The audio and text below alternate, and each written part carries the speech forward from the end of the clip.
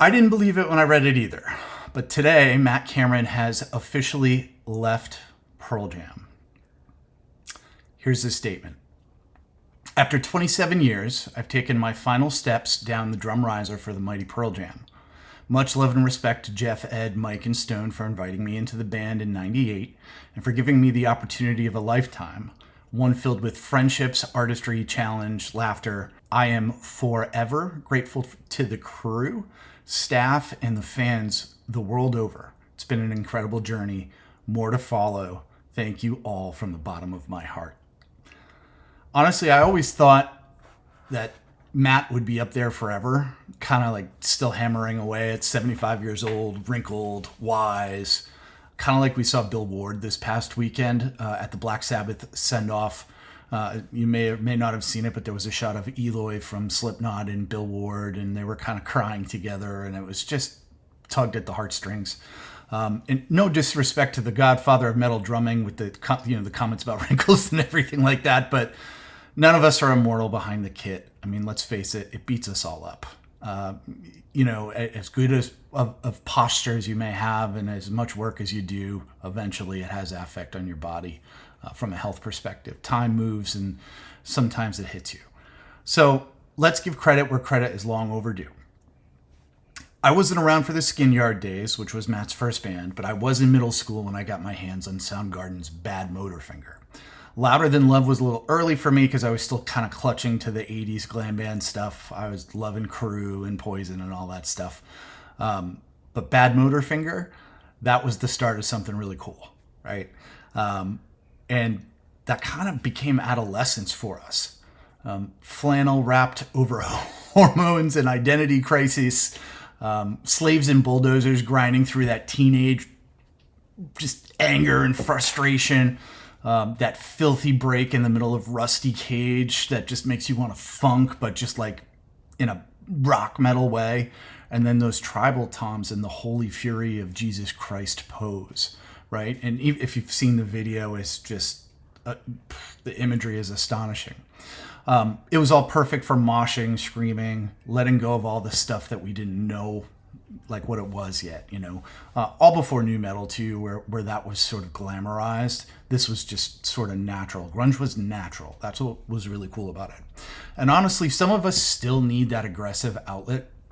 Ask Jason Momoa, who, if it takes 2 seconds to go online and in a feed, you'll see that he was in all the pits for Pantera and the Sabbath show this last weekend too. And if you know, a good mosh pit is it's a team sport. We catch each other, we sweat it out, we feel the music, then we ride the endorphins that come later on in the night, and usually ends up with a stop at some fast food place to get us home on that long drive. But we're not just talking about that, right? We're talking about the guy who built the blueprint for it all, Matt Cameron, the drummer who laid the bones of Soundgarden and then stepped into Pearl Jam at a time when I believe they were already in by like 5 drummers. Could I name them all? No, so don't ask. I saw the Yield tour with Jack Irons behind the kit. Jack Irons, who was the original drummer for Red Hot Chili Peppers. And it was phenomenal. No one will ever play In My Tree like he did.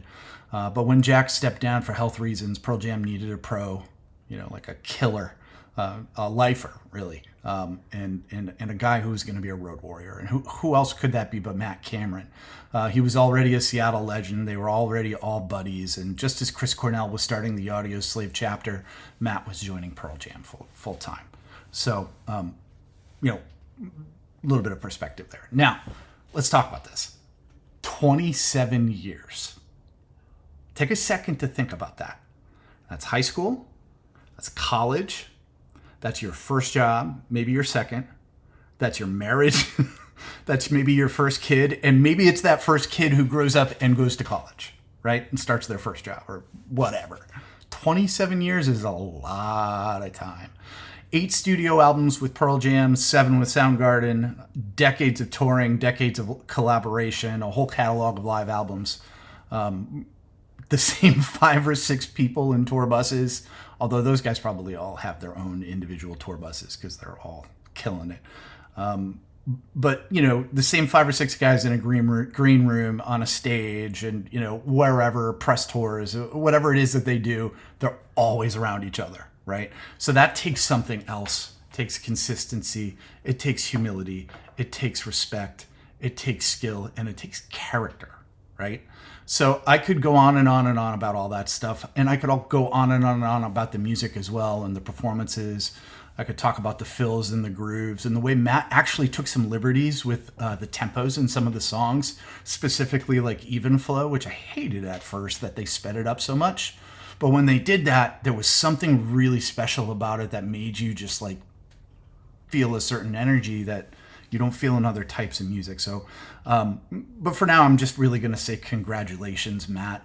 I doubt he'll hear this, but congrats on a career well played, well earned, and certainly deeply respected. You're a role model in rock and roll. You fit in with all the greats, and you are one of the greats. You're a mentor to so many drummers, to me, certainly, whether you know it or not. And whatever you do next, I know it's going to be powerful, intentional, real, and successful and fulfilling in any way that you want it to be. So thank you for the music. Thank you for the time that you put into it. And we really look forward to seeing what you do next.